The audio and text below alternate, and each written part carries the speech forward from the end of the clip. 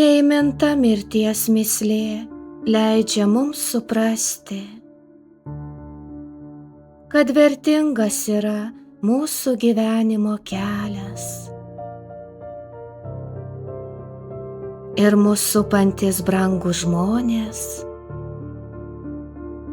kuriuos mylime ir turime šalia savęs.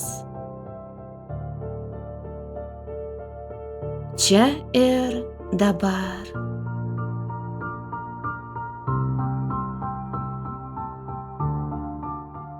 Mes esame tarp gyvenimo ir mirties.